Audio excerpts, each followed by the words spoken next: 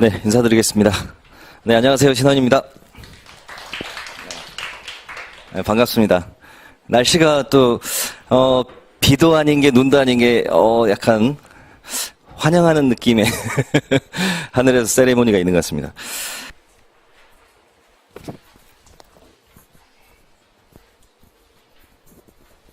자, 피셋 소개하는 거 간단히 보고 갈게요. 그 피셋이라는 거는 영어로 뭐의 약자냐면 Public Service Aptitude Test예요. 그래서 Public Service 공직이고요. 그다음 Aptitude 이 단어를 좀 기억을 하셔야 되는데 Attitude가 아니고 태도가 아니고 적성, 능력, Aptitude. 네. 그래서 PAST가 아니죠. PSAT. 이거 오타 자주 내더라고 출판사에서. 예? 책 제목에 가끔 패스트로 넣는 경우가 있어요. 저희 출판사에서 예전에. 그래서 이거 잘못 넣어가지고, 근데 그걸 양쪽에 머리글로 넣어가지고, 결국 다 절판시킨 적이 있었는데, 아무튼, 패스트가 아니고, PSAT. 예. 그래서 퍼블릭 서비스. 공직이고, 애프티튜드, 적성, 테스트, 검사예요. 그럼 이 적성이 어떤 거를 말하는 적성이냐? 공직에 적합한 적성이겠죠. 근데 공직에 적합한 적성이 뭐냐? 이게 측정할 수 있는 객관적인 지표가 있어야 되니까 만들어낸 개념이 이거예요. 피셋이라고 해서 이 세 과목을 봅니다. 언어 논리, 자료 해석, 상황 판단. 이 세 가지를 보는데 이 벤 다이어그램을 보시면 학교에서 습득한 능력하고 공직에서 필요한 역량의 교집합을 찾았다라고 보시면 되겠죠. 예, 그러니까 모든 적성 검사에서 기본적으로 들어가는 게 뭐죠? 이 글을 읽고 이해하는 능력이죠. 그죠? 예, 텍스트를 이해하는 능력. 그러니까 언어 능력은 반드시 봐야 되는 거고. 근데 논리가 들어간 이유는 언어 플러스 논리니까 이 논리가 좀 더 강조되는 거예요. 일반적인 독해 시험에 비해서. 그래서 논리학의 기본적인 개념들을 이용한 문제들, 퀴즈, 논리 퀴즈 같은 것들이 들어가고요. 그 다음에 이제 자료 해석은 또 적성 시험에 또 반드시 들어가는 것 중에 하나가 이제 수리 능력을 보는 거예요. 예. 숫자 계산할 줄 아는가? 가감승제 연산하고, 뭐 비율 계산하고, 표 그래프 읽고 해석하고, 뭐 기본적인 확률 계산하고 이런 걸 이제 보는 거죠. 이제 그게 이제 자료 해석인데 이 일반적인 수학 시험이라고 생각하시면 안 되고요. 자료 해석은 우리 보셨듯이 이제 주로 표 그래프를 대상으로 이제 거기에 이해와 그다음 해석, 이제 계산이 들어가기도 하고요. 그런 것들을 봅니다. 근데 마지막에 이제 상황 판단이 있는데요. 상황 판단은 어렵다. 설명하기가. 이 상황을 판단하는 건데 굉장히 좀 추상적이죠. 굉장히 넓은 개념이에요. 그러니까 그냥 언어 논리 자료 해석에서 안 나오는 건 다 상황 판단에 나온다 생각하시면 돼요. 예. 그러니까 언어 논리는 이제 텍스트 위즈에 거기에 이제 논리, 자료 해석은 표 그래프 해석인데 상황 판단은 이게 짬뽕 될 수도 있어요. 텍스트와 표 그래프가 같이 나와가지고 계산이 또 들어갈 수도 있어요. 상황 판단. 그러니까 언어와 자료의 합으로, 교집합으로 상황 판단이 나올 수도 있고 여사건으로 언어나 자료에서 다루지 않는 걸 상황 판단 낼 수가 있어요. 그러니까 상황 판단 내는 건 굉장히 브로드합니다. 굉장히 넓어요. 그래서 준비하시는 학생들도 어렵고 강의하시는 선생님들도 그 준비하시기가 굉장히 버겁죠. 그래서 뭐 오늘 문제에도 보면 뭐 법률 문제도 나오고 그다음에 뭐 일반적인 그 소재의 독해 문제도 나오고 그다음에 이제 퍼즐형 문제.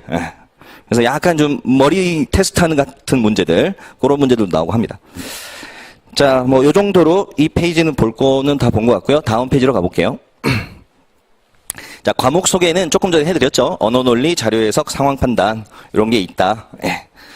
그럼 기본적으로 이제 가장 그 수험생들 입장에서 부담이 덜한 순서로 보면 이제 언어 논리가 부담이 제일 덜해요.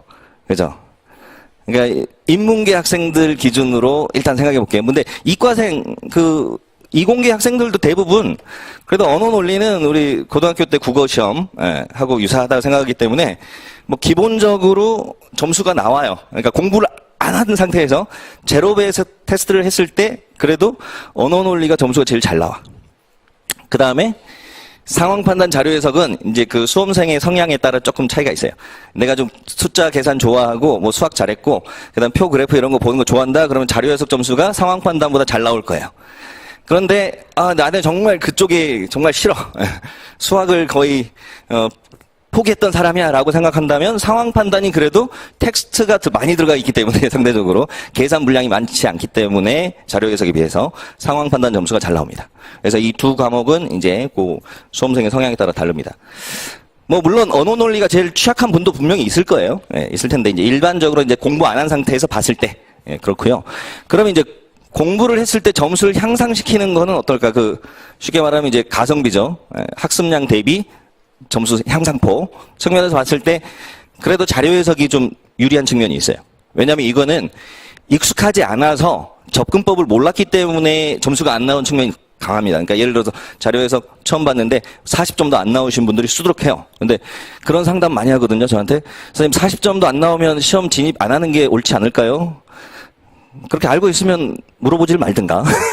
물어보는 이유는 뭔가 희망적인 이야기를 해달라는 거잖아요. 그러니까 본인이 생각해서, 난 절대 안 되겠어. 그러면 아예 상담도 안 하죠. 근데 뭔가 상담을 요청한다는 건 뭐냐면, 뭔가 이 꿈과 희망을 연결해서 성공하고 싶다는 강한 욕망이 있는 거예요. 그러면 이제 어떻게 해드려야 되냐면, 성공 사례를 알려드려야 되겠죠. 야, 40점도 안 됐는데, 80점까지 올리는 2년 사이에, 물론 1년 사이에 한 70점까지 올릴 수 있어요. 근데 막 80점까지 바로 올리겠다는 저는 솔직히 그거는 이제 확률적으로 그렇게 높진 않아요. 아무튼 사례들이 많이 있기 때문에 충분하다. 그래서 제 주변에 이제 그 합격한 친구들 보면 정말 자료 해석에서 정말 바닥에 깔았었는데 80점대 잘 나올 때는 90점대까지 맞은 친구들 많이 있었어요. 그래서 자료 해석에 일단 좀 투입을 하면 점수가 올라가고요. 그 다음에 이제 상황 판단, 언어 논리 이런 순위예요. 그러니까 아무래도 언어 논리가 이 언어라는 게 이게 누적된 학습의 어떤 총체예요. 갑자기 책 몇 권 읽는다고 해서 독해 능력이 확 느는 거 아니잖아요. 그래서 이 훈련에 의해서 올라가기는 언어 논리는 단기간에 극복하기가 좀 쉽진 않아요. 그렇지만 그래도 역시 선생님들이 있으니까 뭔가 좀 좋은 방법들을 알려드릴 거예요. 그래서 독해를 요령껏 하는 필요한 부분만 읽는 그리고 논리 퀴즈 같은 거 어떻게 푸는지 그런 것들을 익숙하게 하시면 점수는 확실히 올립니다. 그래서 기본적으로 처음에 깔아놨던 점수보다는 반드시 올라가니까 선생님들이 지도하는 거 잘 따라오시면 됩니다. 자, 피셋 시험 시간 이런 거 그냥 넘어갈게요. 헌법하고 언어 논리 같이 시험 보고 그다음 자료 상황 봐요. 그러니까 이게 헌법의 난이도에 따라서 이 피셋 컷은 많이 좌우가 돼요.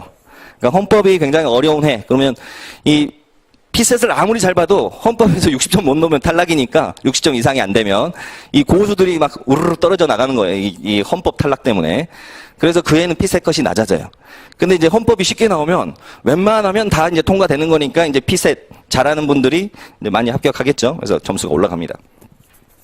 그래서 이제 헌법도 중요하죠. 헌법도 중요하고. 그리고 언어 논리랑 같이 보기 때문에 이제 멘탈 관리 잘 하셔야 돼요, 이때. 제가 작년에 수험생 중에 전화가 왔었어요. 밥 먹고 나서 집에 가고 싶다고, 너무 못 봤다고. 언어 논리 한 50점 맞은 것 같아, 기분이. 야, 그래도 헌법에서 꽈락만 아니라면 아직 너에게는 오후가 있다. 자료 해석과 상황 판단이 기다리고 있다.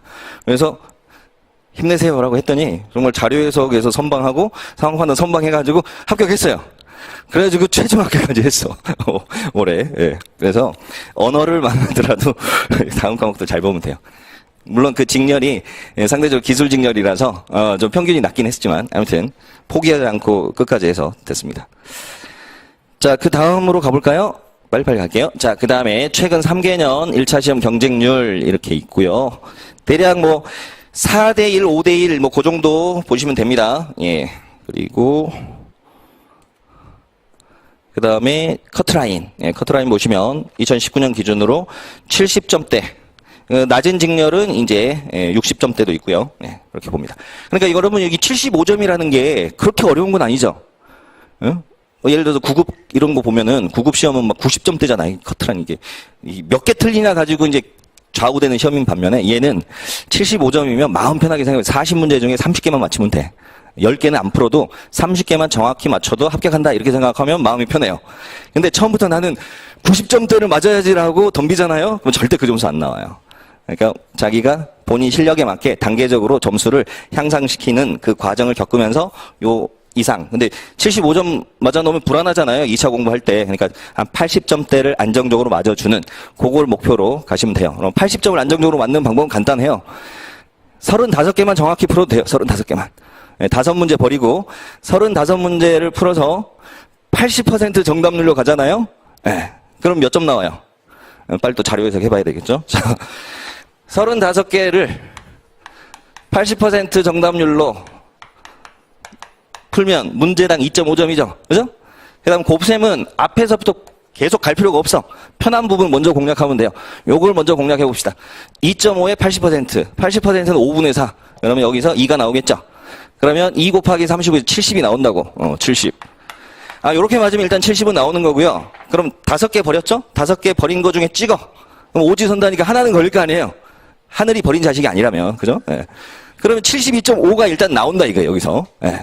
그러면 여기까지 가려면 이제 하나만 더 맞추면 돼. 하나만 더 맞추면 되니까 한 문제를 더 풀어서 맞추든 잘 찍어서 하나를 더 맞추든 하면 될 거란 말이죠. 그러니까 여러분이 꼭 제일 좋은 건 이거죠. 이 정답률도 높이고 문제 수도 조금 더 높여주면 좋아요. 예. 근데 이 난이도가 높은 해 시험에서는 35개보다 더 많이 풀기가 쉽진 않거든요. 그러니까 기본적으로 35개를 나는 풀어야 되겠다 생각하시고 올해 시험이 굉장히 쉬운 것 같아. 그 몇 문제 앞에만 보도 알 수 있잖아요. 그러면 그거보다 조금 더 풀자. 예, 한 37개까지 풀자 생각하시고 올해 되게 어려운 것 같아. 막 다 어려워. 그러면은 목표치를 낮추세요. 한 32개, 3개만 풀자. 너무 어렵다 싶으면 그냥 아까 말씀드렸듯이 30개만 정확히 풀다 가셔도 돼요. 30개만 정확히 풀어도 충분히 합격합니다. 제가 아는 그 합격생 중에 그 친구는 문제를 골라내는 게 너무 귀찮대. 그래가지고 무조건 1번부터 풀어요. 근데 1번부터 30번까지 풀어. 그러면 무조건 맞춰. 그러니까 그 친구는 자기가 푼 문제 곱하기 점수 나오는 거예요. 바로 비례해서. 그래서 32번까지 풀었다 그러면 기본적으로 80점 나오는 거죠. 뭐 찍어서 걸릴 거 아니에요. 그러면 또 85점 막 그렇게 나온다고. 점수가. 그래서 그런 전략은 나중에 좀 자세히 말씀드릴게요. 그 정도 말씀드리고 그 다음에 이제 일정하고 강사진 빠르게 말씀드릴게요. 자, 기초 강의, 기본 강의, 심화 집중, 실전 모의고사, 파이널 이렇게 구성이 되고요. 기초 강의는 이제 아주 기본적인 그 개념들 다루는 강의예요. 예, 뭐 말 그대로 기초 강의예요. 그리고 가장 이제 중요한 강의라고 할 수 있는 게 기본 강의 피셋에서는 기본 강의가 이제 여름에 6월부터 8월 그 사이에 보통 이제 3주 그래서 15회 길게는 15회 짧게는 한 10회 그래서 뭐 보통 한 12회 정도 진행이 될 거예요. 그렇게 해서 기본 강의가 굉장히 중요한 게 기본 강의 때 이제 기초 입문에서 다뤘던 것도 다시 한번 다루면서 이제 전반적인 뭐 문제풀이까지 다 다룹니다. 그래서 이 기본 강의를 꼭 들으셔야 되고요. 그 다음에 이제 심화 집중은 이제 기본 강의에서 다루지 않았던 좀 고난이도 문제들, 예를 들어서 뭐 기본 강의에서는 5급 공채 문제들 위주로 풀었다면 뭐 기초 입문에서는 더 쉬운 뭐 민간 경력 문제 위주로 풀었겠죠. 그러면 이제 심화 집중 강의에서는 이제 입법고시 문제라든지 이제 모의고사, 우리가 보는 이 사설 모의고사 문제들 그런 문제 위주로 좀 다뤄줍니다. 자, 그다음에 이제 실전 모의고사는 이제 진짜 그 12월 달에 이제 코앞에 닥쳤죠.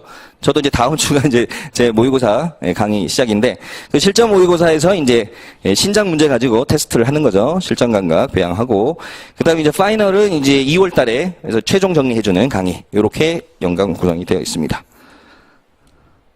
자, 강사진 자료 해석은 저랑 그 배승철 선생님 계시고요. 그다음에 상황 판단은 하중 하나 선생님 뭐 두 분 다 굉장히 실력이 뛰어나시죠. 예. 그 하중 쌤은 정말 전공법, 정석 같은 교재를 내셨어요. 그래서 상황 판단의 책 제목도 정석이에요. 상황 판단 정석. 예. 그래가지고 정말 제가 그걸 살짝 팁을 드렸는데 책을 너무 잘 쓰면 안 된다. 너무 많은 걸 거기다 때려 넣으면은 수업을 안 온다. 이제 그래가지고 좀 빼라고 그랬는데 안 빼시더라고요. 워낙 착하셔가지고. 아무튼 정말 책에 모든 풀이 방법들을 정말 참 자세하게 써놓으셔가지고, 그 책은 정말 바이블 같은 책이에요. 상황 판단 하시는 분들은. 그 다음에 이제 하나 선생님은 실전에서 최고예요. 실전적인 그래서 본인이 굉장히 상황 판단 고득점을 하셨던 분이기 때문에 실전적인 방법들을 많이 알려주십니다. 그래서 두 분 다 추천드리고 그 다음에 이제 언어 논리는 김우진, 이정, 윤상근, 박창민. 근데 논리 쪽에는 뭐 김우진 선생님 굉장히 유명하시죠. 예. 논리하면 우리나라에서 뭐 논리학 박사, 뭐 김우진 선생님 제일 유명하시고. 그 다음에 이제 이정, 윤상근, 박창민 선생님은 이제 독해 쪽이 잘하시고, 물론 논리 쪽도 잘하시고요. 그 다음에 아마 내년에는 좀 더 보강이 될 거예요. 언어 쪽이. 예. 지금은 이제 제가 말씀드리기 곤란한, 아직은. 예. 그래서 뭐, 프라임 피셋 팀이 뭐, 신림동 다른 학원들하고 비교했을 때 뭐 최강이다라고 자신 있게 말씀드릴 수 있겠습니다. 자, 여기까지 그러면 마무리하겠습니다. 감사합니다.